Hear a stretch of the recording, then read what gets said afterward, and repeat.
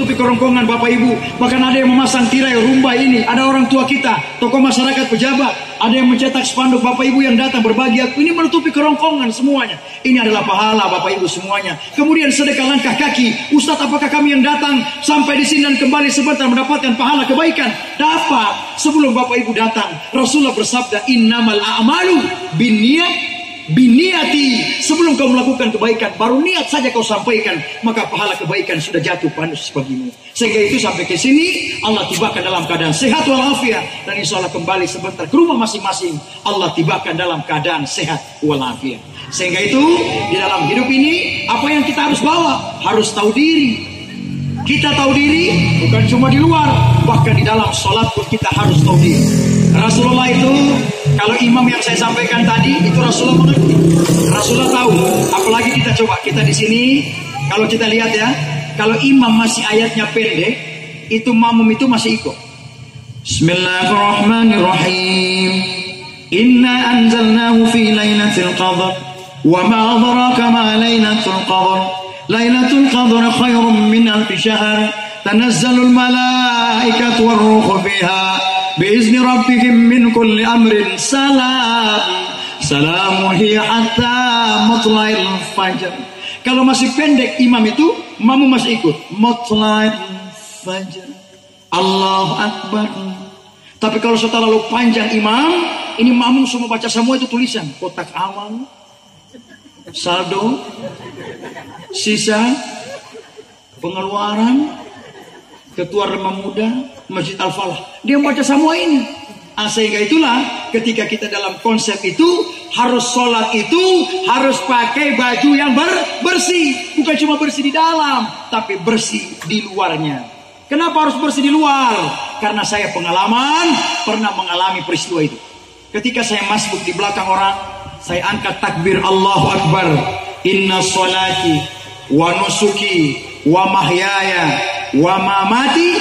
Begitu wa mamati, saya buka mata, saya dapat baca tertulis di belakang baju orang itu, James Bond.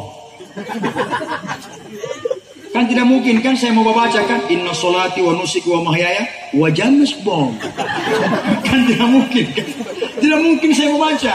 Makanya harus pakai baju yang bersih. Kalau ibu-ibu tidak dikhawatirkan. Kalau ibu-ibu itu kadang pink-pink semuanya, hitam-hitam semuanya, lipstiknya jilbabnya kuning, lipstik olo kuning, DP hitam, lipstik olo hitam, DP ini hijau, DP ini hijau. Tinggal ada yang begitu. Ada yang begitu. Ada olo ada. Kalau bapak-bapak ajarkan anak-anak kita, ini saya lihat ramah muja masjid luar biasa, sudah tahu mana kalau ibadah pakai baju yang putih, batik-batik. Sampai juga ada saya lihat itu tertulis di belakang Rolling Stone. Dan DP lidah. Aduh, bagaimana itu?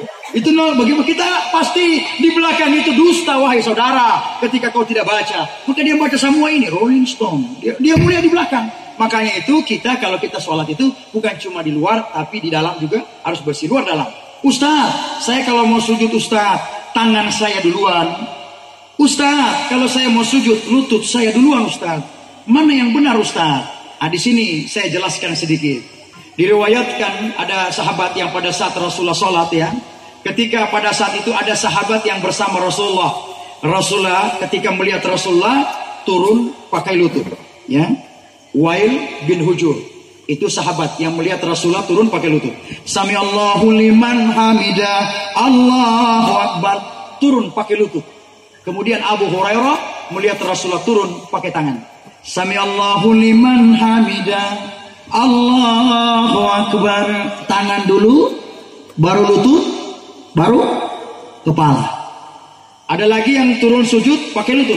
Sami Allahu liman hamidah, Allahu Akbar. Lutut dulu, baru tangan, baru kepala. Sahabat yang lain melihat Rasulullah turun pakai lutut, dia riwayatkan bahwa Rasulullah turun sujud pakai lutut duluan, baru tangan, baru kepalanya.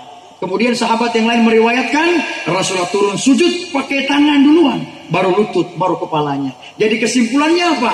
Pakai tangan duluan boleh, pakai lutut duluan boleh. Yang tidak boleh apa?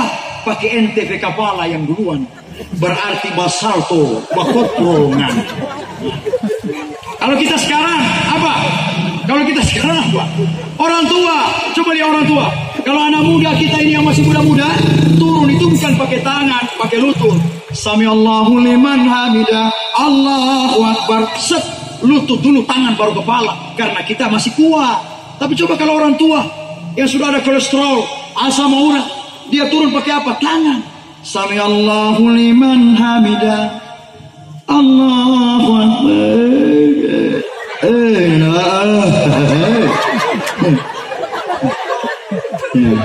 Ya kira-kira gitu ya. Bisa ya tak? Sehingga itulah makna yang besar. Sehingga tidak menyalahkan gitu loh. Sehingga tidak menyalahkan, oh yang pakai lutut salah, yang ini benar. Tidak. Semua ada metode-metodenya. Ustaz, Akmal ada di mana? Saya Imam Syafi'i.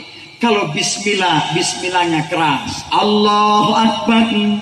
Bismillahirrahmanirrahim. Alhamdulillah Rabbil Alamin. Ar-Rahmanir-Rahim. Maliki Yaumiddin. Kalau subuh dia kunut. Allahumma hdina fi man hadait. Wa'afina fi man afait.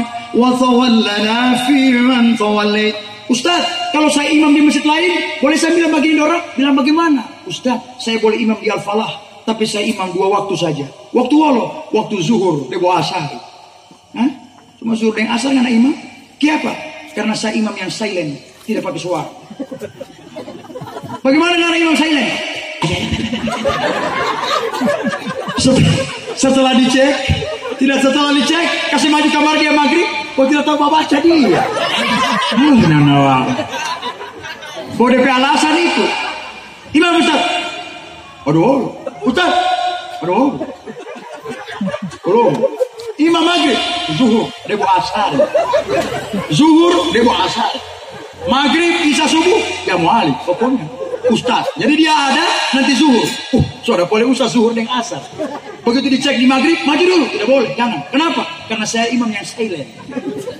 Bukan silent, boleh kemarin baginya. Kok tidak tahu baca? Nah ini ya, sehingga itu. Ustaz, bagaimana kalau tiba-tiba saya kunut? Saya jawab, saya kunut. Tiba-tiba saya menuju ke Huwato. Saya singgah di masjid, imamnya tidak kunut. Bagaimana imamnya? Bagaimana saya? Ya saya jawab, saya ikut bagaimana imamnya.